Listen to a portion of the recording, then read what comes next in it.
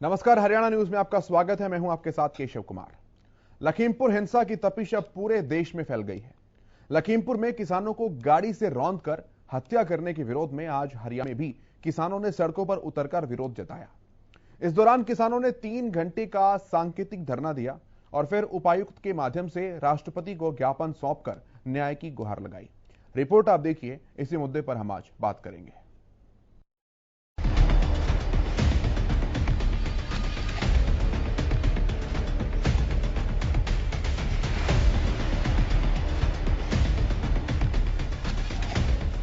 उत्तर प्रदेश के लखीमपुर जिला मुख्यालय से करीब 75 किलोमीटर दूर नेपाल के सीमा से सटे तिकुनिया गांव में हुई हिंसा पर अब सियासत गर्मा गई है। यूपी चुनाव से पहले ये घटना जहां योगी सरकार के लिए सांसद बनती हुई दिखाई दे रही है, तो वहीं दूसरी तरफ विपक्षी पार्टियों के लिए सियासी संजीवनी से कम नहीं है। जैसे ही किसानों को गाड़ी से रौंदकर मौत के घाट उतारने की खबर मिली, नेताओं का लखीमपुर पहुंचने का सिलसिला शुरू हो गया। कांग्रेस महासचिव प्रियंका गांधी पीड़ितों से मिलने के लिए लखीमपुर निकली, लेकिन पुलिस ने उन्हें हिरासत में ले लिया। इस दौरान पुलिस और प्रियंका में जमकर नोकझोंक भी देखने को मिली। इस दौरान हरियाणा से कांग्रेस के राज्यसभा सांसद दीपेंद्र हुड्डा भी प्रियंका के साथ मौजूद थे। प्रियंका गांधी को पुलिस ने जिस गेस्ट हाउस में हिरासत में रखा, वहां से प्रियंका का कमरे में झाड़ू लगाते हुए वीडियो वायरल हुआ। सिर्फ प्रियंका ही नहीं, बल्कि उत्तर प्रदेश के पूर्व सीएम अखिलेश यादव को भी प्रशासन ने लखीमपुर जाने से रोक दिया और धारा 144 के उल्लंघन के आरोप पर उन्हें गिरफ्तार कर लिया गया। दरअसल संयुक्त किसान मोर्चा के नेताओं का आरोप है कि जिस गाड़ी से किसानों को लखीमपुर खीरी में रौंदा गया है, उस गाड़ी में केंद्रीय गृह राज्य मंत्री अजय मिश्रा टेनी के बेटे आशीष मिश्रा बैठे हुए थे। किसानों ने उन पर एक किसान को गोली मारने का भी आरोप लगाया, जबकि आशीष मिश्रा ने किसानों के इस आरोप को खारिज कर दिया है। इस बीच किसानों और प्रशासन के बीच समझौता हो गया है, जिसके तहत सभी मृतक किसानों के परिजनों को 45-45 लाख रुपए और एक सरकारी नौकरी देने का ऐलान किया गया है। इसके अलावा घायलों को 10 लाख रुपए मुआवजा देने की घोषणा की गई है। जो घोषणा यहाँ पे हुई है और आपसी कमेटी का एक समझौता हुआ है, उसकी जो घोषणा अधिकारी हमारे वे इसकी घोषणा करेंगे कि जो पैसे गिरफ्तारी में भी पड़ी है, FIR भी सारी चीजें हुई है और पैसे की भी घोषणा हुई है 45 लाख रुपया मृतक उनके परिवार को मिलेगी और जो गिरफ्तारी है उनकी सारी की सारी जो भी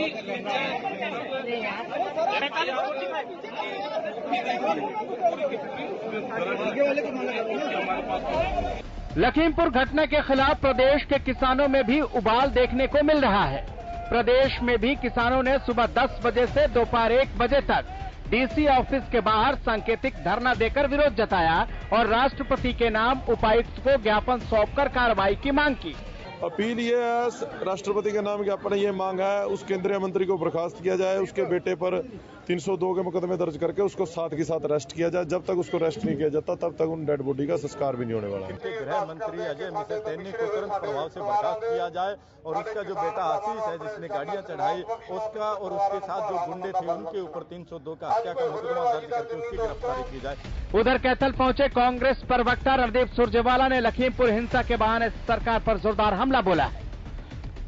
एक जमाना था जब राजे महाराजे प्रजा को हाथी के पांव से रौंदवाते थे, फिर गोरे अंग्रेज आए, वो घोड़ों की टापों से कांग्रेसियों की खादी टोपी को रौंदवाते थे और आज अंग्रेजों के मुखबिरों की सरकार है जो सत्ता में भाजपाई बैठे हैं और ये इस देश के किसानों को अपनी गाड़ियों से रौंदवाते हैं। पर रुंदवाइए, हत्या करवाइए, भाजपा तेरी खैर नहीं है। किसान और मजदूर जब खड़ा हो जाता है तो फिर उसके आगे कोई सत्ता टिक नहीं पाती। साफ है कि लखीमपुर खीरी की घटना ने एक बार फिर किसानों को भड़का दिया है। ऐसे में देखना है कि सरकार किसानों के इस गुस्से को कैसे शांत कराती है। Bureau report, Haryana news. सरकार मुद्दे को कैसे शांत कराएगी ये भी दिखने वाली बात है, और मुद्दा शांत कैसे होगा ये भी अपने आप में अभी एक सवाल बना हुआ है। हालांकि कुछ समझौता तो हुआ है, लेकिन एक दरार और एक बड़ी रार सरकार और किसानों के बीच इस घटना के बाद फिर से पैदा हो गई है। बात करते हैं इस विषय पर। जो पैनल मेरे साथ मौजूद है उनका परिचय मैं आपसे कराऊं। मेरे साथ महेंद्र सिंह जी मौजूद हैं, वरिष्ठ पत्रकार हैं। सतीश नंबरदार जी हैं जो भारतीय किसान यूनियन के प्रवक्ता हैं, मेरे साथ मौजूद हैं, आपका बहुत स्वागत है। सत्यव्रत शास्त्री जी भाजपा के प्रवक्ता हमारे साथ मौजूद हैं, बहुत स्वागत आपका। संजीव भारद्वाज जी कांग्रेस के प्रवक्ता हमारे साथ मौजूद हैं, बहुत स्वागत। और कुछ ही देर में लोकदल के प्रवक्ता रजवंत डाहिनवाल जी भी हमारे साथ होंगे। सबसे पहले शुरुआत मैं सतीश जी आपसे करना चाहूंगा। आप कह रहे हैं किसानों को रौंदा, मंत्री जी कह रहे हैं कि हमें मारने की साजिश रची गई थी। क्या कुछ पूरा घटनाक्रम है? पहली रिएक्शन आपकी सर। देखो, आज ये सरकार देश में एक लोकतंत्र की सरकार है, लेकिन ये सरकार गणतंत्र से चलने वाली सरकार है। ये ठीक है सर, मैं वापस अपने पैनल के पास लौटकर आते हैं और सतीश जी अपनी बात रखिए। मैं बोल रहा था ये सरकार गणतंत्र से चल रही है, क्योंकि माननीय हरियाणा मुख्यमंत्री ने भी 2 दिन पहले किस तरह का बयान दिया। अगर लट्ठों का मतलब इस तरह एक संविधान पद पे बैठे हुए, सर्वोच्च पद पे बैठे हुए एक प्रदेश में वो इस तरह का आह्वान कर रहे हैं, इस तरह के जैसे एक तालिबान अपना संगठन बनाता है और हमला करने का काम करता है, इस तरह वे अपने वॉलंटियर्स को निर्देश दे रहे लठ उठा लो और मारो। इसी के उस पे जो माननीय केंद्रीय गृह मंत्री थे। देखिए, 2 चीजों की तुलना अलग तरीके से वो नहीं करनी चाहिए, लेकिन वो शोभा नहीं देती। क्या है, अब देखिए चढ़ूनी साहब अगर ये कहते हैं कि हम उनके कुत्तों को भी घर से बाहर नहीं निकलने देंगे, ये ऐसी घेराबंदी करेंगे, तो ये वार पलटवार की बात है सर। मेन मुद्दा लखीमपुर खीरी का है, मैं चाहूंगा उसी पर आप बात करें कि क्या कुछ वहां पर चल रहा है और क्या आपका मानना है, क्योंकि सरकार ये कह रही है कि उनके मंत्री के ऊपर जानलेवा हमला किया गया, उन्हें मारने की कोशिश की गई, गाड़ी को आग लगाई गई। देखो, पूरा प्रोग्राम खत्म हो चुका था और दूसरी साइड से जितने भी गणमान्य लोग उस प्रोग्राम में आए हुए थे वे परली तरफ से जाने का काम कर रहे थे, और मेरे जितने भी किसान साथी थे वे अपनी घर की तरफ लौट रहे थे, और उन्होंने उन पे इस तरह एक गुंडई की तरह उन पर हमला करने का काम किया। किस तरह लोगों को कुचला गया, ये वहां का जो सीन देखा लोगों ने और जो वीडियोस देखे हैं उससे अच्छों की रूह कांपने का काम होता है। क्योंकि माननीय मंत्री ने 2 दिन पहले ही वहां पर एक अपनी वो बोला था स्टेटमेंट में, मैं सबसे बड़ा गुंडा हूं, मेरे से मैं यहाँ प्रदेश से किसानों को भगा दूंगा। तो इस तरह का घर में जो ये कोई बोलेगा उसका लड़का सुनने लग रहा तो उसका भी तो एक हौसला बुलंद होता है। उसी के उस स्टेटमेंट पे उसके लड़के लिए हत्याकांड करने का काम किया, और आज किसान किस तरह पूरे आक्रोश में। लेकिन मैं माननीय योगी जी ने भी किस तरह एक केंद्र में बैठी भाजपा की सरकार की विफलताओं को वहां पर किसानों से जिस तरह समझौता किया, मैं उस माननीय योगी का सम्मान करता हूं, और इस तरह आगे की घटना ना हो और किसानों पे इस तरह के अत्याचार ना हो। मैं माननीय योगी जी से भी अपील करूंगा और अपने किसान भाइयों से भी अपील करूंगा कि वे शांति बनाए रखे, क्योंकि हमारा देश गांधी का देश है, ना कि किसी उग्रवादियों का देश है। चाहे सरकार हमारे पे कितने लांछन लगाए जाओ, लेकिन हम गांधीवादी नीतियों की तरह आगे बढ़ते रहेंगे। और इस देश में जिस तरह काले कानून लेकर आई है, कानून वापसी घर वापसी से कितना भी लंबा टाइम हो जाओ, आज किसान अपने सर से कफन बांध चुका है। चाहे कितना भी अत्याचार हो, लेकिन किसान उल्टा हटने वाला नहीं है, ना कल उल्टा हटा ना आज। 1857 में देश आजाद होने की नींव रखी थी, लेकिन 1947 में कामयाबी पाई। तो ये भी किसान उतने उस तक लड़ सकता है, तो ये तो देश के कानून के खिलाफ है। इसमें तो किसान कभी उल्टा हटने का सवाल ही पैदा नहीं होता। ठीक है, सत्यव्रत शास्त्री जी कुछ ही दिन पहले लखीमपुर खीरी में ही संपूर्ण नगर में देश के गृह राज्य मंत्री, जिनके ऊपर कानून की बहुत बड़ी जिम्मेदारी भी होती है कानून व्यवस्था की, वो ये कहते हैं कि जो मेरे सांसद और विधायक बनने से पहले मेरे विषय में जानते होंगे उनको ये मालूम होगा कि मैं किसी चुनौती से भागता नहीं हूं, और जिस दिन मैंने उस चुनौती को स्वीकार करके काम कर लिया उस दिन पलिया ही नहीं लखीमपुर तक छोड़ना पड़ जाएगा, ये याद रखना। और उसके बाद लखीमपुर हो जाता है सर। फिर वो कहते हैं कि मेरे ऊपर जानलेवा हमला किया गया। देखिए, इस सारे घटनाक्रम के जितने वीडियोस के देखने की बात करती है वो हमारे पास भी। कार्यक्रम जिस स्थल पर होना था, हेलीकॉप्टर से आना था, उसको घेरा गया, उसको रोका गया। प्रशासन ने, पुलिस ने इस बात के लिए उनको राजी किया कि आप हेलीकॉप्टर से न आए। उस स्थान के ऊपर किसान बैठे हुए थे, उनको वहां से नहीं हटाया गया। माननीय मंत्री जी दूसरे रोड की साइड से आए, कार्यक्रम हो रहा था, और इस कार्यक्रम के अंदर जिस ड्राइवर की गाड़ी से ये दुर्भाग्यपूर्ण घटना हुई है, आपके पास मैं यदि नहीं होगा तो मैं वो वीडियो डालूंगा। जिस वीडियो में वो उससे पूछे तो किसके कहने से आया, तो कह रहे हैं अजय मिश्रा के कहने से आया। तो बताए तो उनको कुचलने के लिए आया। वो आज इस दुनिया में नहीं है, लेकिन उसके शब्द आज वीडियो में विद्यमान है। वो कह रहा है कि मैं केवल देखने के लिए आया था कि रास्ता ठीक है कि नहीं है, इसलिए लोग इधर लोग हैं कि नहीं, मैं केवल इस बात को देखने के लिए आया था, मैं कुचलने के लिए नहीं आया था। उस निरी हुई आवाज को जिस लोगों ने, एक तो घटना, दो प्रकार की घटना हुई है।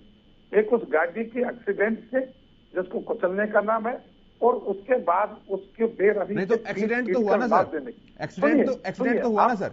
आपके प्रश्न का उत्तर दूंगा, पहली दिन बात सुनिए।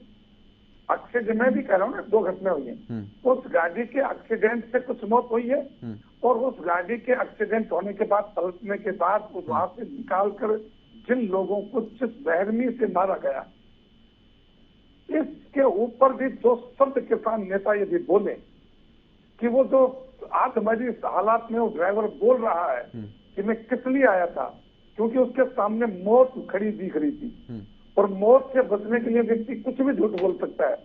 लेकिन आप उस व्यक्ति के वीडियोज को देख के, वो कह रहा है कि भेजा जरूर था, लेकिन मैं इसलिए भेजा था कि रास्ता ठीक है, वहां भीड़ है कि नहीं, ये रास्ता खुल गया, इसको देखने के लिए मैं आया। ठीक है, संजीव भारद्वाज जी, आपका रिएक्शन सर।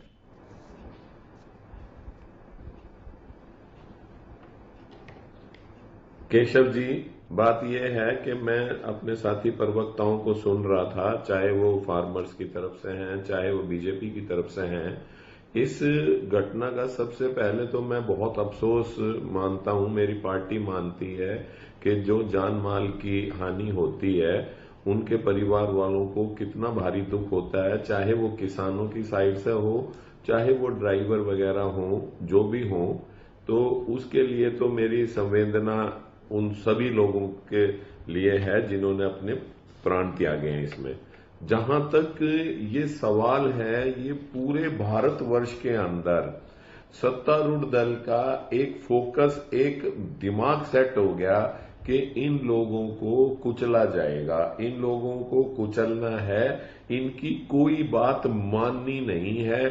चाहे ये अन्नदाता अपने प्राणों की आहुति सड़कों पे बैठ के दें, चाहे कोई ऐसी स्थिति उत्पन्न करें। मैं सुन रहा था प्रवक्ताओं को कि वहां वो बैठे थे, वो नेताजी ने आना था। नेताजी ने भी कौन सा 5 दिन से उस फंक्शन को करने से पहले जितनी भी स्टेटमेंट लोगों के सामने नेताजी की आई, जो ये गृह राज्य मंत्री हैं, उन्होंने कोई प्यार मोहब्बत से किसी को समझाने के प्रयास नहीं कर रखे।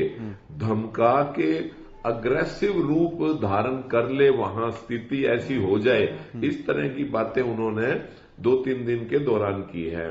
जहां तक ये कुचलने का, ये मारने का ये तरीका, मैं समझता हूं सत्तारूढ़ दल अभी तानाशाही रवैये की तरफ बढ़ चुका है, और वो अन्नदाताओं को धमकाने का काम कर रहे हैं, अन्नदाताओं को कुचलने का काम कर रहे हैं, चाहे वो हरियाणा में यानी संजीव जी, आपकी बात से ये समझा जाए कि ये जो पूरा कार्यक्रम था और जो भी दुर्घटना हुई उसमें भाजपा का हाथ है।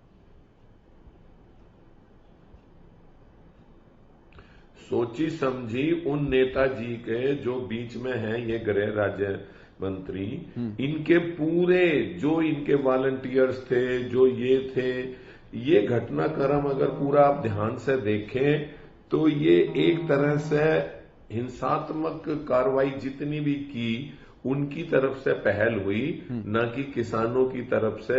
इतना 10 महीने से एजिटेशन चल रहा है, हमने कहीं भी ठीक है, मैं जवाब लेता हूं इस बात का, मैं जवाब लेता हूं पहले इस बात का, फिर मैं रजवंत जी के पास जाऊंगा। रजवंत जी थोड़ा देर से जुड़े हैं, बहुत स्वागत है आपका। पहले मैं एक बार सत्यव्रत जी से जवाब लेता हूं इस बात का, फिर मैं आपके पास आता हूं।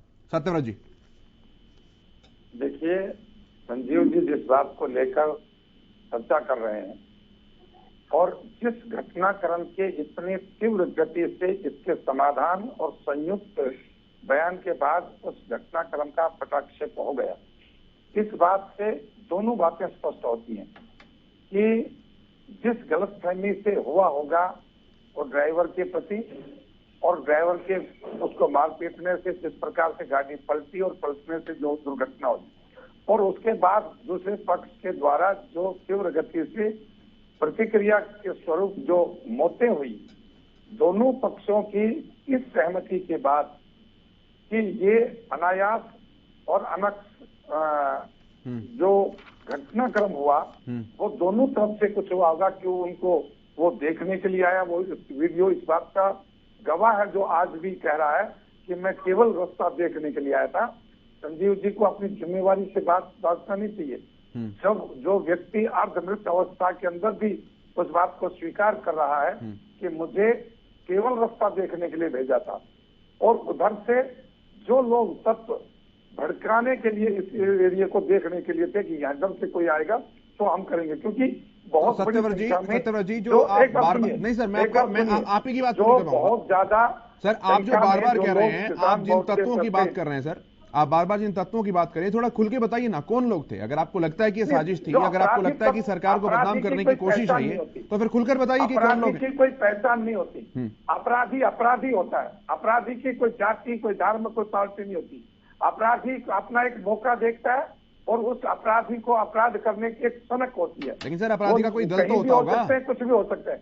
उनकी पहचान होगी और पहचान के बाद जो इसके जिम्मेवार होंगे उनके ऊपर कानून जो अपना पूरा काम करेगा। ठीक है। जिस प्रकार से आज तक से पहले यूपी के शासन के दौरान जिसने भी जो गड़बड़ की, लगा होगा किसी को 1-2 दिन के लिए ये गड़बड़ हुई है, लेकिन समय के साथ जैसे जांच आगे बढ़ेगी, ठीक है, सब लोग मानते हैं कि वहां अन्याय किसी के साथ नहीं हो सकता। ठीक है सर।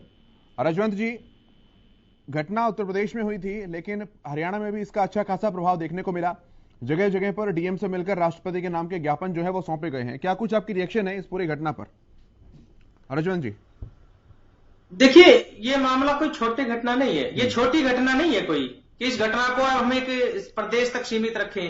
इस प्रकार की जो घटना हुई है उससे पूरा देश की अर्थव्यवस्था, मतलब एक चीज को पूरा देश हिल गया है। कहीं ना कहीं जो किसान भाई हमारे 10 महीने से बैठे हैं उनको बड़ा नुकसान हुआ है। वो एक सोच रहे हैं, घबरा गए वो इस चीज से कि सरकार जो पहले हमें लटके दम पर हमारा आंदोलन को कुचलना चाह रही थी, अब गाड़ियों से कुचलने पर उतारू हो गई है।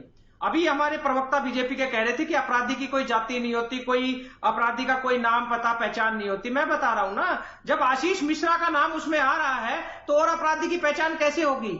दूसरी बात एक चीज है, इस प्रकार का जो संवेदनशील मुद्दा है और इसमें बीजेपी के प्रवक्ता अकेले और नहीं, दूसरे चैनलों पे भी जो डिबेट थी अभी मैं देख रहा था कि बीजेपी के प्रवक्ता किस प्रकार उसको बचाने का काम कर रहे थे। वो इस घटना को एक एक्सीडेंट बता रहे हैं, जबकि एक्सीडेंट और गाड़ी से कुचलने वाली बात अलग अलग चीज होती है। एक्सीडेंट होता है, गलती से होता है, लापरवाही, लेकिन यहाँ पे तो पूर्णतः उनका गाड़ी चढ़ाकर उनको मारने का काम किया है। उस घटना को अगर ये कहते हैं कि ये एक आम घटना है तो ये सही बात नहीं है। इस घटना की रजवंत जी, आपको ये पता है ना एफआईआर हो गई? देखिए एफआईआर हो गई, एफआईआर हो गई, आपकी बात का जवाब दे देता हूँ। एफआईआर हो गई, एफआईआर हो गई, एफआईआर एक मिनट सुन लीजिए, आपने बोल दिया, मैं आगे सवाल में बता देता हूँ। एफआईआर हो गई, लेकिन एफआईआर बाय नेम हो गई, लेकिन क्या गिरफ्तारी हुई? जब बंदे की पहचान हो गई तो क्या बाय नेम एफआईआर होने के बाद क्या उसकी गिरफ्तारी हुई? केशव जी मेरे को बोलने सत्यनारायण जी, आप बता दीजिए ना सर, शास्त्री जी आप बोलेंगे, वो सुनेंगे, वो बोलेंगे, आप सुनेंगे नहीं, आप बता दीजिए। शास्त्री जी आप बता दीजिए, अगर एफआईआर हुई है तो उसको लेके क्या कुछ क्लैरिफिकेशन, आप सीधे बताइए। सवाल क्यों बताने के लिए क्या एफआईआर, उसके एफआईआर के बाद क्या होता है? बता दीजिए ना, एफआईआर के बाद क्या होता है? पहले कोई घटना होती है तो उसकी एफआईआर होती है, और एफआईआर के बाद सीधा फांसी पर लगता है। अरे एफआईआर के बाद क्या होता है? नहीं, गिरफ्तार नहीं करेंगे क्या उसको? एफआईआर के बाद क्या होता है? नहीं हुई गिरफ्तारी, एफआईआर के बाद क्या होता है? मैं कह रहा हूँ एफआईआर के बाद क्या होता है? जब बंदे की पहचान हो जाती है तो गिरफ्तारी। मैं कह रहा हूँ कि एफआईआर के बाद हुई है, एफआईआर के बाद क्या होता है? ठीक है सर, ठीक है सर, ठीक है, आप दोनों को रोकता हूँ, और एफआईआर के बाद आप दोनों को रोकता हूँ, आप दोनों को रोकता हूँ, समझ होनी चाहिए रजवंत जी, आप दोनों को रोकता हूँ, एफआईआर के बाद जांच होती है, आप दोनों को रोकता हूँ सर मैं। किसी के खिलाफ भी कोई भी जुर्म के लिए एप्लीकेशन लगा दोगे? ठीक है सर, ठीक है सर, ठीक है सर, ठीक है सर, ठीक है सर, ठीक है सर, ठीक है सर, ठीक है सर, ठीक है सर, ठीक है सर, ठीक है सर, मैं महेंद्र जी के पास आ रहा हूँ। तो इसमें पहले गिरफ्तारी होनी चाहिए, जांच उसके बाद होनी चाहिए। जांच करेंगे। मैं महेंद्र जी के पास आ रहा हूँ। मैं महेंद्र जी के पास आ रहा हूँ। वही चीज कह रहा हूँ अनावश्यक शास्त्री जी, अगर मुकदमा दर्ज हो गया तो अपने बंदे की गिरफ्तारी नहीं होनी चाहिए क्या? क्या आरोपी की गिरफ्तारी नहीं होनी चाहिए क्या? न लोकतंत्र में विश्वास, न किसी आपको चैनल पर विश्वास। आपको केवल एक लचीली और एक मीठी बात बोलकर आपको चैनल ठीक है सर, ठीक है सर, ठीक है शास्त्री जी, शास्त्री जी, रजवन जी, ठीक है सर, ठीक है सर, ठीक है सर, मैं आ जाऊंगा सर, मैं आ जाऊंगा सर, प्लीज सर, वक्त जाए मत कीजिए। महेंद्र जी अपनी बात रजवन जी, शास्त्री जी सर, प्लीज। दोनों पक्षों के बीच समझौता हो गया, दोनों को पता है कि क्या स्थिति हुई है। आपके बेहतर तो वो लोग जानते होंगे जो समझौता में बैठे थे। अगर समझौता हो गया तो क्या ये केस खत्म करने का मुकाम हो रहे हैं? आप गाल बजाई कर रहे हो, आपको डिबेट लग रही है। केस में समझौता हो गया तो क्या शास्त्री जी दूसरे भी गेस्ट हैं, रजवंत भाई प्लीज, दूसरे भी गेस्ट हैं, मुझे सबको मौका देना सर, मैं वापस आ जाऊंगा आप दोनों के पास, एक एक करके अपनी बात रखेंगे तो सबकी बात सब तक पहुंच पाएगी। महेंद्र जी रखिए अपनी बात। देखो, सबसे पहले तो आज जो ये लखीमपुर खीरी में जो ये मामला हुआ है बहुत दुखदाई हुआ है। दूसरी बात यह है कि भारतीय जनता पार्टी के प्रवक्ता सत्यव्रत शास्त्री जी आप मतलब आवेश में क्या क्या बोल जाते हैं आप, मतलब कभी सोचिए आप। अभी आप कह रहे हैं कि समझौता हो गया है, किसके बीच क्या समझौता हो गया? अगर समझौता हो गया है तो फिर ये रिटायर्ड जज कि उनमें ये किस मामले की जांच होगी? अभी उत्तर दो महेंद्र जी, अभी रुको एक मिनट, है ना। दूसरी बात ये है, दरअसल ये समझौता नहीं है, ये उनकी मांग थी। मान लिए कि भाई हमको ये मुआवजा चाहिए, ये जांच चाहिए। हाँ, ये बात है, रिटायर्ड जज जी की अगुवाई में जो ये जांच होगी, अच्छा होता है कि उत्तर प्रदेश सरकार इसकी समय अवधि भी निर्धारित कर देती, ये अच्छा होता। दूसरी बात ये है, सीधी सी बात है, सरकार किसानों से बात क्यों नहीं कर रही है? कर लीजिए बात कल भी तो करनी पड़ेगी ना आपको। ऐसा तो है नहीं कि बात ही नहीं करेंगे। दोनों अलग अलग मुद्दे हैं, दोनों अलग अलग मुद्दे हैं। पहले मैं इस बात का जवाब लेता हूं। शास्त्री जी मैं ये कहना चाह रहा था कि समझौता तात्कालिक जिस समय जो चीज हो सकती थी, जिस समय सीमा के बीच पहला कदम उठना चाहिए था, वो कदम उठा।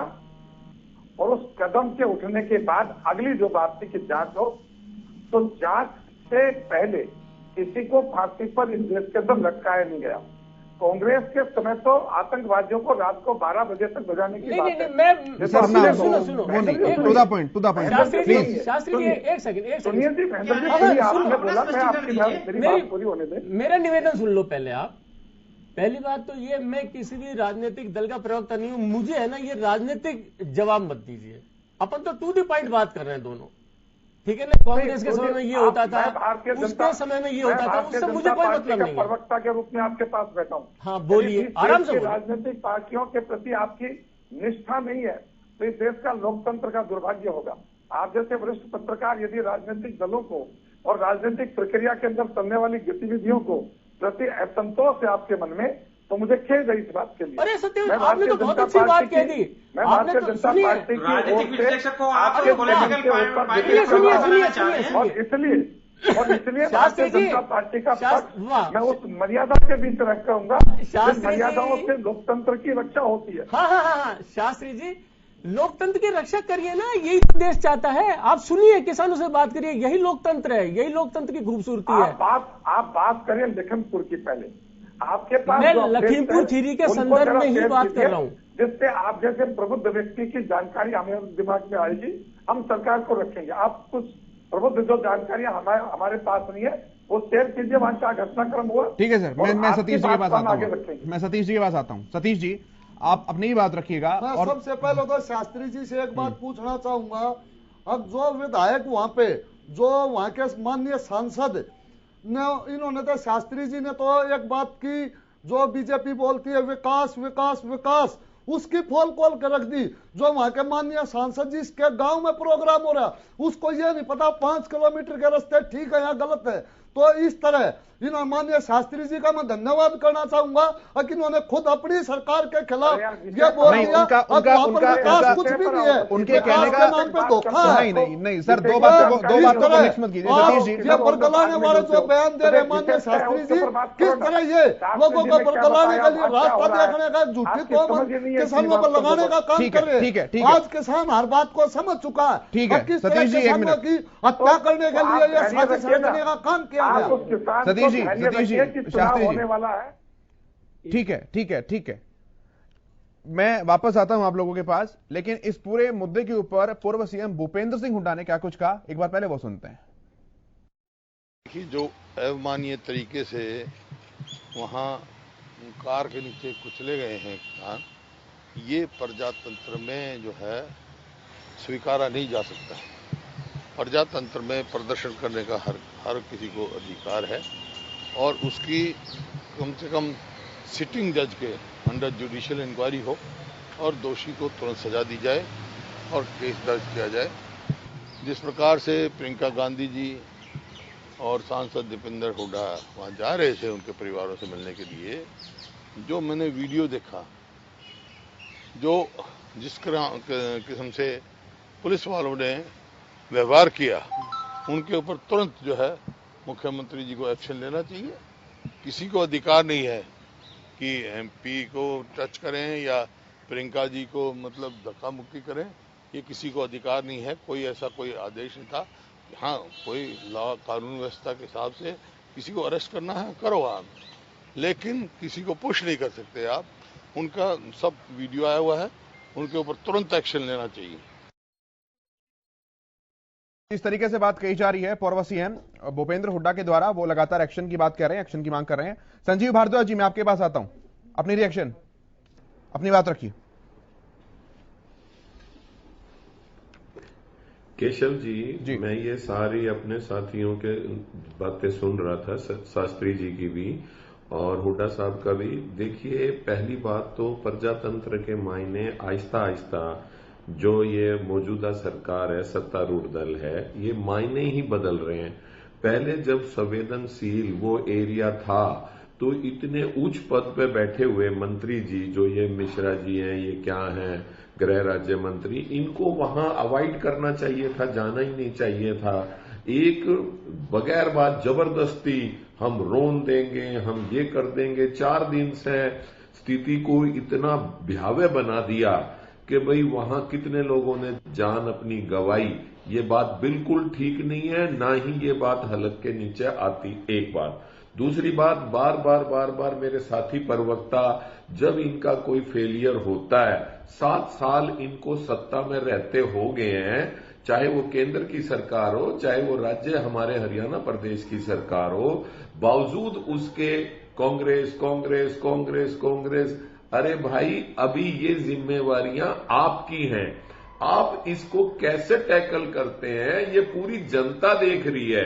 इस वक्त कांग्रेस सत्ता में नहीं है, आप अपनी जिम्मेवारियों से कांग्रेस का नाम लेकर ना भागे। जैसे केशव जी बार बार कह रहे हैं कि मुद्दे पे रहें। अब मुद्दा ये है कि जिस तरह से आप लोग तानाशाही रवैये से लोगों को, मरते हुए लोगों की कुर्बानियां होते हुए देख रहे हैं अन्नदाता की, क्या ये बात ठीक है? किन लोगों की वजह से आप सत्ता में बैठे हो और किन लोगों के साथ आप ये व्यवहार कर रहे हो जो देश का पेट भरता हो? ये बातें 10 महीने किसी की भी सरकार रही हो आजादी के बाद, 1947 के बाद किसी दल की सरकार रही हो, इस तरह का व्यवहार ना आज तक देखा गया है और ना देखा जाएगा। ये बात आपके हलक के नीचे आती नहीं। आप सत्ता के नशे में इतने मतलब मशहूर, इतने वो हो गए हो, सत्ता के नशे में इतने चूर हो गए हो कि आपको पता ही नहीं चल रहा है कि भाई क्या हो रहा है, क्या नहीं हो रहा है। सड़कों पे लोग मर रहे हैं,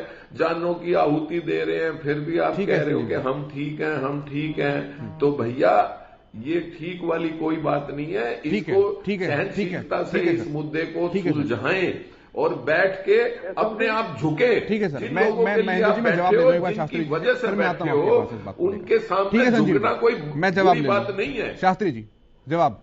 देखिए केशव जी, संजीव भारद्वाज जी जिस शालीनता से और जिस सहज भाव से घटनाक्रम को देख रहे हैं, ये घटना बिल्कुल उससे विपरीत है। एक तरफ आप कह रहे हैं कि भयभीत थे, भयभीत का वातावरण बनाया था, तो क्या भयभीत जनता पीट पीट कर मारने वाले होती है क्या भयभीत लोग अपने घरों के अंदर रहते हैं या रोड के ऊपर मुकाबला करने के लिए आते हैं? दोनों बातें एक साथ नहीं चल सकती। यदि उस व्यक्ति का भय था तो लोग मैदान पर नहीं आते, और यदि मैदान में थे तो उस लोग व्यक्ति का भय नहीं था। दूसरी बात, जब उस व्यक्ति की हम आइडेंटिटी ये कर लेंगे कि कुचला गया या एक्सीडेंट हुआ, एक्सीडेंट के समय और उसमें से गाड़ी को पलटने के बाद जिस प्रकार से ड्राइवर को निकाल कर, जब गाड़ी में व्यक्ति था, उसका बेटा था, तो वो जब ड्राइवर पकड़ा गया तो वो कहाँ गया? ऐसी स्थिति में वो भाग सकता था क्या? एक बात। और दूसरा मैं पूछना चाहूंगा कि जब वो भयभीत जनता जब एक निरीह लोगों को पकड़कर लठों से पीट पीट कर मारती है, तो वो भयभीत नहीं होंगे? सत्यव्रत जी, क्या उस हालात होगी? ठीक है सत्यव्रत जी, आपके जवाब हम मान लेते हैं सर, लेकिन सर एक बात रखिए, एक बात देखिए, वो केंद्रीय गृह राज्य मंत्री हैं। किसी भी केंद्रीय मंत्री का, और गृह राज्य मंत्री तो खासतौर पर हैं, एक सिक्योरिटी प्रोटोकॉल होता है। जब गाड़ी आगे 5 किलोमीटर ये देखने के लिए जा रही है कि रास्ता खुला है या नहीं, तो क्या उनके रिश्तेदार, उनके निजी ड्राइवर्स देखने के लिए जाएंगे, या जिन सिक्योरिटी को, जिस प्रोटोकॉल को वहां पर लगाया गया है, जिस लोकल पुलिस को जिम्मेदारी दी गई है, वो देखेगी? देखिए, वो ड्राइवर कौन है? वो उनका निजी ड्राइवर है, और निजी जो गाड़ियां होती हैं प्रशासन के अलावा वो लोग थे। और तो कानून व्यवस्था को देखने की, उसकी निगरानी करने की जिम्मेदारी क्या उनके निजी ड्राइवर की है क्या? वो बात मैं मान रहा हूँ, लेकिन ये लोग किस लिए गए थे आप सोचिए। जो बड़ा समूह था, अब वहां की रिपोर्ट यदि लेंगे तो आपको ध्यान में आएगा कि वहां जो बड़ी संख्या थी जिन किसानों की, उसका प्रशासन के बीच समय नहीं सर शास्त्री जी, जब हेलीपैड को घेरा गया, शास्त्री जी जब हेलीपैड को घेरा गया, तो उसके घेराव की जानकारी जो है, क्या उनके ड्राइवर ने मंत्री जी तक पहुंचाई थी या डिप्टी सीएम तक पहुंचाई थी? ऐसा नहीं था, सिक्योरिटी प्रोटोकॉल था वहां पर, इसीलिए पूरा मामला शांति से निपट गया। कहीं दूसरी जगह लैंड कराए और सड़क मार्ग से आए, तो जब सड़क मार्ग की जिम्मेदारी है तो सिक्योरिटी प्रोटोकॉल होता है सर। वहां पर डीएम की, एसपी की, स्थानीय प्रशासनिक अधिकारियों की, पुलिस अधिकारियों की जिम्मेदारी होती है। तो ऐसे में 3 गाड़ियां मंत्री जी के निजी काफिले की क्या कुछ करने जा रही थी वहां पर? देखिए, मैं वही बता रहा हूं कि वो उस रास्ते के लिए कि वहां लोग हैं या नहीं है, वो अपने विवेक सर, ये काम उनका नहीं है ना सर। जिसके जिम्मे कानून व्यवस्था नहीं है, वो कानून व्यवस्था बनाएगा तो बिगड़ेगी वो। कानून की व्यवस्था भी और व्यक्ति भी, सब तरफ के लोगों की जांच होती है। कानून व्यवस्था ठीक है सतीश जी, एक बात और भी है सर। कार्यक्रम ठीक से संपन्न हो गया, ठीक है, अब आगे कोई गड़बड़ ना हो, ठीक है, इसलिए उनकी भी ठीक है सतीश जी, जो मरने वाले 4 किसान भाई हैं हमारे, जिनकी मौत हुई है, दलजीत सिंह, गुरविंदर सिंह, लवप्रीत सिंह और नक्षत्र सिंह, उनका यह आरोप है कि इन चारों का जो निवास स्थान है, इन चारों में से कोई भी एक लखीमपुर खीरी का रहने वाला नहीं है। इसमें से नालपाड़ा और बहराइच के रहने वाले हैं। तो जब दूसरे जिले के किसान हैं तो उस जिले में कर क्या रहे हैं सर? देखो, ये आंदोलन एक पूरे देश का आंदोलन है।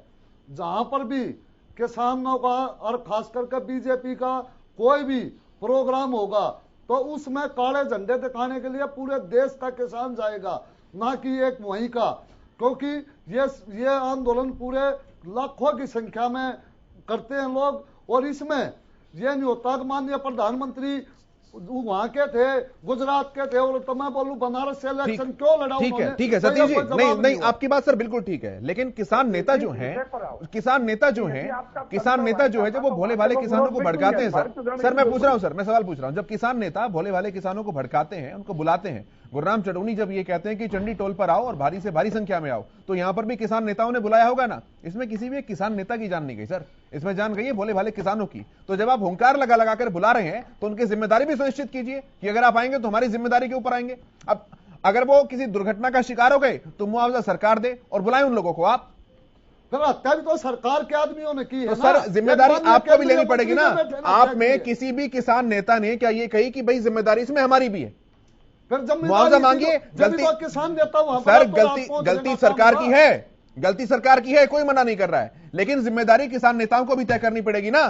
प्रदेश भर में आप बुलाते हैं, आंदोलन करते हैं, लेकिन कोई किसान नेता सामने दिखता नहीं है। आज तक कितने किसान नेताओं की इसमें मृत्यु हुई है पूरे किसान आंदोलन के अंदर? क्योंकि ये सारे जो 700 नेता, जो 700 किसान मरे हैं, जो 700 किसानों ने, वे सब किसान प्रतिनिधि है सर। क्या किसी एक गुरनाम सिंह चढ़ूनी जी 47 डिग्री सेल्सियस तापमान के अंदर कड़ी धूप में किसानों को बुलाते हैं और इस बात की घोषणा वो 7 सीटर एसी कार के अंदर बैठ के करते हैं। बिल्कुल नहीं करते। पूरा मैं वीडियो दिखाऊं आपको, मैं वीडियो दिखाऊं आपको, क्योंकि मैं वीडियो दिखाऊं सर आपको। किसान नहीं सर, ये गलत बात है सर। बैठे हुए हैं। जवाब दोनों तरफ से लिया जाएगा, जवाब और सवाल दोनों पक्षों पर उठेंगे। आप भोले भाले किसान की शहादत दे रहे हैं और किसान नेता इस बात की जिम्मेदारी लेने को तैयार नहीं है। किसानों की जिम्मेवारी थी, इसीलिए रातों रात किसानों ने वहां पर लखीमपुर खेरी पहुंच के उन किसानों के जो जख्म थे उन पर मरहम लगाने का काम किया और उनके हित में लड़ने के लिए कल भी खड़ा था और आज भी खड़ा है। उनकी अगुवाई करने के लिए समझदार किसान नेता आगे होता तो सर जख्मी ना आते, ना मरहम की नौबत पड़ती। नहीं, इसमें नहीं किसी सर, का कोई था नहीं, किसानों पे हमला होने का काम हुआ, पीछे ठीक है से महेंद्र जी, टक्कर मारने का काम हुआ। महेंद्र जी सत्यव्रत जी, आपने लोकतंत्र में निष्ठा और लोकतंत्र की दो बातें कही है। आ रहा हूं सर, मैं आपके पास आ रहा हूं, इनके बाद सीधे आपके पास आऊंगा रजवंत जी। मेरा आपसे सवाल यह सत्यव्रत जी, आपका ये कैसा लोकतंत्र है? लोकतंत्र के प्रति आपकी कैसी निष्ठा है? आप किसानों के सिर फोड़ देते हैं, मुख्यमंत्री कहते हैं लठ्ठ लेके खड़े रहो, फिर प्रधानमंत्री जी कहते हैं ये राजनीतिक झूठे लोग हैं, फिर कहते हैं कि ये भ्रमित लोग हैं, इनको भ्रमित किया हुआ है। ये कैसी मतलब ये लोकतंत्र की परिभाषा है आपकी? लोकतंत्र में क्या होता है आप ही बताइए। सिर फोड़ दें? हाँ, मैं बता रहा हूँ, वो आपको दिलचस्पी नहीं है। सिर फोड़ दें? आप दोहरी तलवार के ऊपर चल रहे हैं। मैं नहीं चल। अंतरात्मा कहता है कि विरोध करने का सबका हक है, लेकिन विरोध करने का मतलब किसी अपनी गतिविधियां चलाएंगे लेकिन दूसरे की गतिविधियां नहीं चलने देंगे। ये लोकतंत्र होता है क्या? आप प्रधानमंत्री को जो मर्जी बोलेंगे ठीक है, लेकिन आप मुख्यमंत्री को जो मर्जी बोलेंगे, लेकिन वो बोलेंगे तो फिर आप उनको सहन नहीं करेंगे। आप लोकतंत्र के अंदर बैठे हैं तो लोकतंत्र के अंदर दोनों चीजें हैं ना जी, लोकतंत्र के अंदर दोनों चीजें हैं ना। ये तो आपने वही वाली बात कर दी कि जैसे को तैसा, आप बोलोगे तो हम भी बोलेंगे, तो समाधान की दिशा में कौन आगे बढ़ेगा? आप सुनिए ना, जब लोकतंत्र के अंदर हम चैनल पर बैठे हैं, आपको भी उतना समय मिल रहा है, मुझे भी उतना समय मिल रहा है, रजन जी को भी उतना समय मिल रहा है, संजीव जी को भी उतना समय मिल रहा है। ये लोकतंत्र की व्यवस्था है। आप सोचिए कि मेरा तो गला सुन दे और तीनों को बोले तो उसको लोकतंत्र कहेंगे क्या? ठीक है सर, भारतीय जनता पार्टी के द्वारा भारतीय जनता पार्टी की सरकार देश के अंदर किस तरह से जवाब दे रहे हैं, मुझे तो समझ में नहीं आ रहा यार। और यदि आपको विश्वास है कि जनता हमारे पक्ष में है तो अगले 3 साल के बाद चुनाव होंगे। ठीक है रजवंत जी अपनी बात रखिए। ठीक है शास्त्री जी, वापस आऊंगा मैं। रजवंत जी अपनी बात रखिए। देखिए, जिस प्रकार शास्त्री जी कह रहे हैं लोकतंत्र की बात बिल्कुल अच्छी बात है, लेकिन जब से भाजपा सरकार इस देश और प्रदेश में आई है तब से माहौल दिन प्रतिदिन खराब होता जा रहा है। चाहे हम इसको ये लगा ले, इससे पहले जिस प्रकार एक आईएएस अफसर आयुष सिन्हा की जो स्टेटमेंट आई थी कि आगे मत जाने दो, सर फोड़ दो, और अभी जैसे कल की जो स्टेटमेंट सीएम साहब की थी कि हर गांव में लठे तैयार कर लो, 100, 500, 1000 जो भी है उनको तैयार कर लो, जैसे कि तैसा उनको कर लो, जेल में जाओगे तो बोला कोई बात नहीं, नेता बन जाओगे। ये क्या एक मुख्यमंत्री के पद पर बैठे हुए, एक संवैधानिक पद पर, मतलब ऐसे पद पर बैठे हुए व्यक्ति का क्या इस प्रकार की जो भाषा, अमर्यादित भाषा है, क्या वो सही है? क्या जो बीजेपी के जो प्रवक्ता बैठे हैं, मुख्यमंत्री जी के जो इस वक्तव्य से कितना मतलब क्या इससे सहमत है? अगर इस तरह के भाषण से, इस तरह के वीडियो वायरल होने से क्या देश और प्रदेश का माहौल नहीं बिगड़ेगा? दूसरी चीज, ये जो लखीमपुर वाली जो घटना घटी है, इसमें पहचान हो चुकी है, और जिस प्रकार शास्त्री जी बता रहे थे कि पहले जांच होगी, मैं ये कह रहा हूं कि जांच होगी, जरूर होनी चाहिए जांच भी, लेकिन पहले उसकी गिरफ्तारी के बाद वो वहां पे अपनी जांच करे। लेकिन जो एक हाई प्रोफाइल मैटर है ये, और इसमें अगर हाई प्रोफाइल मैटर है ये, और इसमें अगर वो बाहर रहा, वो बंदा, उसकी गिरफ्तारी नहीं हुई तो वहां पे सबूतों को भी मिटा दिया जाएगा। चाहे हाथरस का काम हो, चाहे बिजनौर का, बुलंदशहर, हापुड़ का। सरकार में इस प्रकार, बीजेपी की सरकार यूपी में जिस प्रकार का जो माहौल बना, वो घटनाएं क्या हुई, सरकार अपनी पीठ थपथपा ले, लेकिन हकीकत यूपी की जनता भी जानती है। हरियाणा शांति प्रिय प्रदेश था और यहाँ का हाल मुख्यमंत्री जी भी खराब करने पे बिल्कुल तैयार बैठे हैं, चाहे यहाँ के मंत्री हो, चाहे यहाँ के नेता हो, किसी न किसी बहाने किसानों को उकसाने का काम करते हैं। और किसानों ठीक है रजवंत भाई, मैं जवाब लेता हूँ। रजवंत भाई मैं जवाब ले लूँ, किसान है, इनको राजनीति का नहीं पता। रजवंत जी मैं जवाब ले लूँ, फिर मैं संजीव जी के पास आऊंगा। केशव जी, मैं रजवंत जी से ये बात पूछना चाहता हूँ कि भैया जब आप भोले भाले किसानों की बात करते हो तो नेता तो पढ़े लिखे है ना, नेता तो कह सकते हैं ना कि अपने को मर्यादा कहाँ तक रखनी है, कहाँ तक जाना है। दूसरी बात, माने मुख्यमंत्री जी का आपने एक हिस्सा तो वायरल कर दिया, लेकिन आपने दूसरा हिस्सा नहीं कि उन्होंने किसके पूछने पर क्या कहा। उन्होंने पूछा कार्यकर्ता ने कि हम जहां जाते हैं वहीं हमारा विरोध होता है, वो करते हैं और हम निष्क्रिय बैठे हैं। तब उस प्रक्रिया में कहा कि आप भी किसान हैं, आप किसानों का समूह तैयार करिए, उनका विरोध करिए। आप मुख्यमंत्री जी के उस भाषण से सहमत हैं?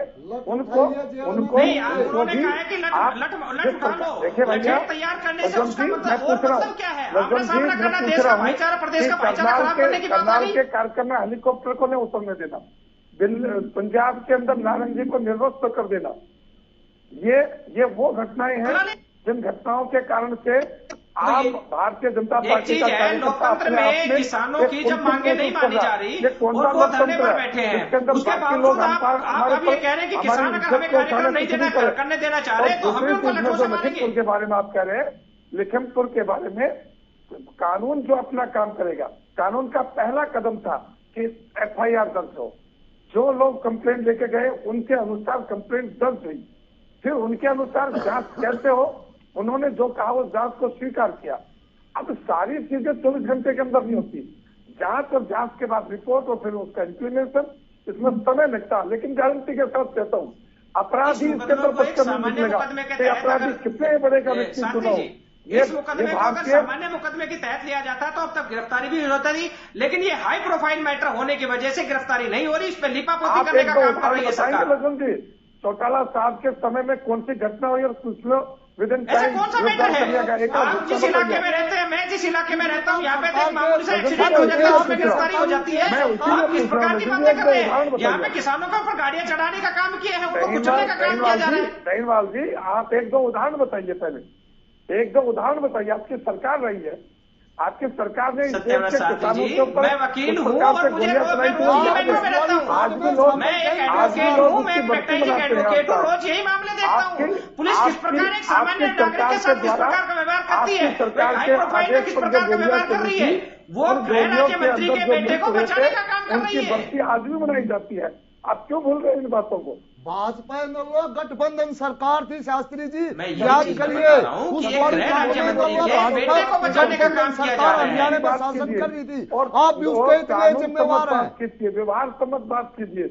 आपने अभी कहा योगी जी ने जिस ढंग से काम किया है उसकी मैं सराहना करता हूँ और अपेक्षा करता हूँ कि आगे भी रहेगा।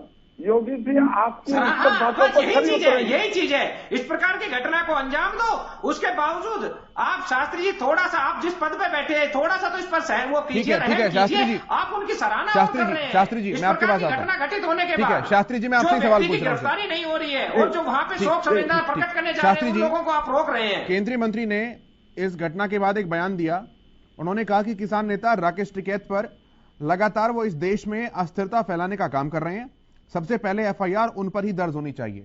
ये थोड़ी मतलब अपने आप में एक हंसी वाली बात नहीं है कि गृह राज्य मंत्री कह रहे हैं कि FIR उन पर दर्ज होनी चाहिए। अगर आपको लगता है कि वो मुख्य अभियुक्त हैं तो FIR दर्ज करवाइए, कार्रवाई कीजिए। देखिए सिनेरियो जिस प्रकार से बनाया गया है कि राकेश टिकैत आज किसान नेता कम और उपद्रवी नेता ज्यादा है और किसान नेता जो उनके सीनियर नेता हैं तो सर गिरफ्तार क्यों नहीं कर रहे हैं सर? उनका स्टिंग ऑपरेशन के बीच आपको रात में जानकारी दी होगी किस प्रकार से वेक्टर तैयार किया जा रहा है। आप एक किसान नेता को उपद्रवी कहने का काम कर रहे हैं शास्त्री जी। अगर वो उपद्रवी हैं तो गिरफ्तार क्यों नहीं कर रहे हैं? मैं बार बार यही चीज कह रहा हूँ कि किसानों को बार बार उपद्रवी कहकर उनको बेइज्जत करने का काम भारतीय जनता पार्टी के लोग कर रहे हैं। कि आपके समय पर चुनाव होते हैं और चुनाव में आप लोगों को भड़काने की बात नहीं, लोगों को समझाने का प्रयास कीजिए। और सब मत बदलने की सर, अगर वो भड़का रहे हैं तो आप गिरफ्तार क्यों नहीं कर रहे हैं? सरकार भारतीय जनता पार्टी की है, सरकार कांग्रेस की आएगी, सपा की आएगी, उस समय आएगा। वो सब देश के नागरिक, कोई बात नहीं, कोई बात नहीं, राजनीतिक मजबूरियां हैं अपनी अपनी। संजीव जी के पास मैं आता हूं सर, समय की कमी है, समय की कमी है और मैं फाइनल कमेंट ले रहा हूं। संजीव जी, आप अपनी बात रखते हुए अपना फाइनल कमेंट साथ साथ रखिए। फाइनल हमारा भी है ना जी, सबका लोकतंत्र है, सबको मौका मिलेगा। मैं आपके माध्यम से बताऊं, आज तक जहां भी किसी भी स्टेट में जहां बीजेपी की सरकार है, इनका कोई मसला अगर संज्ञान में आता है और इनके संज्ञान में लाया जाता है तो वहां ये इंक्वायरी दे देते हैं, किसी को जांच करने की अनुमति या जांच बिठा देते हैं, लेकिन उसका कोई रिजल्ट पब्लिक के सामने 7 साल के अंदर कभी नहीं आया। एक बात।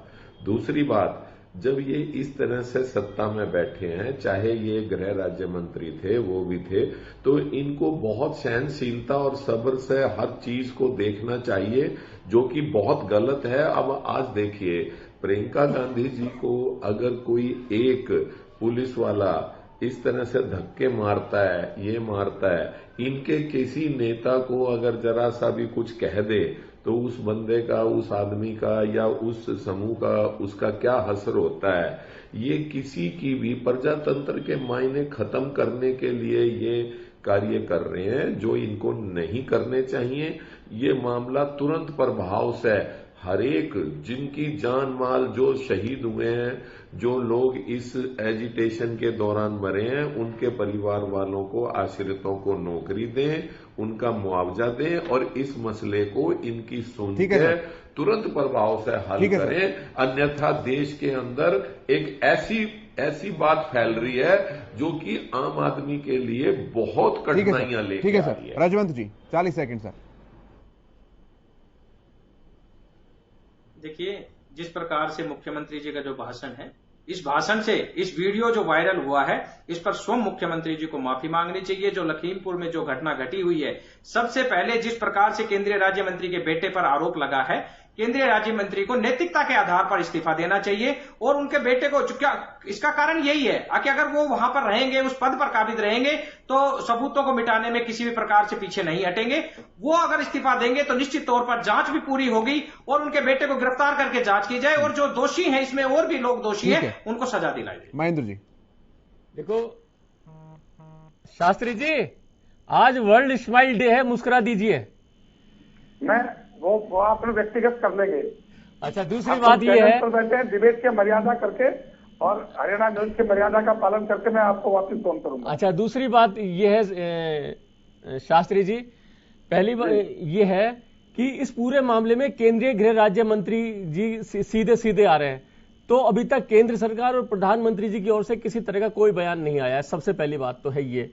दूसरी बात ये है कि तमाम भारतीय जनता पार्टी को छोड़कर जितने भी राजनीतिक दल हैं, सब राजनीति कर रहे हैं। भारतीय जनता पार्टी राष्ट्र निर्माण के काम में लगी हुई है और देश के प्रत्येक आदमी को सरकार के काम में सहयोग करना चाहिए।